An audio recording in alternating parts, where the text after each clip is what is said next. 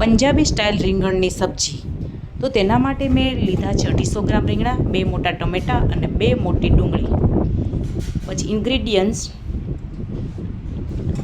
આખા ધાણા 2 ચમચી, 2 ચમચી વરિયાળી, 2 ચમચી જીરું, 1 આદુનો ટુકડો, કોથમીર, 2 મરચાં, લસણ. હવે આ મસાલાને મિક્સર જારમાં ગ્રાઇન્ડ કરીશું.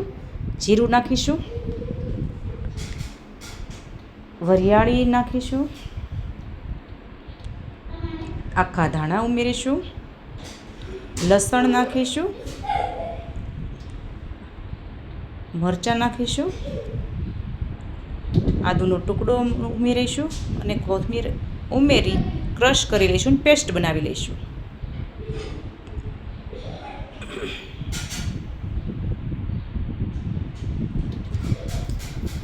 ત્યારબાદ ડુંગળીના ટુકડા કરી ટમેટાના પણ પીસ કરી લઈશું અને મિક્સર જારમાં ડુંગળીની પેસ્ટ બનાવી લઈશું.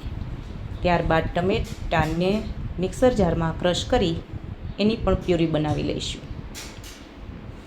હવે 250 ગ્રામ રીંગણા લીધા છે, ધોઈને સાફ કરી લીધા છે. એના 2 ભાગમાં કટ કરી લઈશું અને તેલ મૂકી ગરમ થાય એટલે એમાં તળી લઈશું.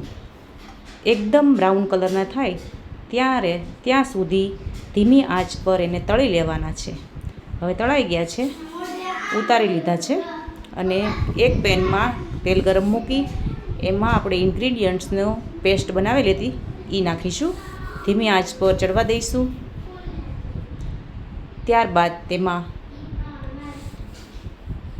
ડુંગળીની પ્યુરી એડ કરીશું. બ્રાઉન કલરની થાય ત્યાં સુધી તળાવવા દઈશું. ત્યારબાદ ટમેટાની પ્યુરી નાખીશું. એને પણ ધીમી આંચ પર ચડવા દઈશું. ત્યાર પછી મીઠું, હળદર, લાલ મરચું પાવડર, કાશ્મીરી હલાવી લઈશું. ત્યારબાદ થોડું પાણી નાખીશું.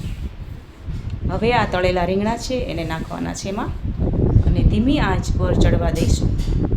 એનો ટેસ્ટ એકદમ પંજાબી સ્ટાઇલ આવે છે અને ખૂબ જ ટેસ્ટી લાગે છે. નાના બાળકોને ખૂબ ભાવે છે. હવે કોથમીરથી ગાર્નિશ કરીશું. આપણું શાક તૈયાર છે.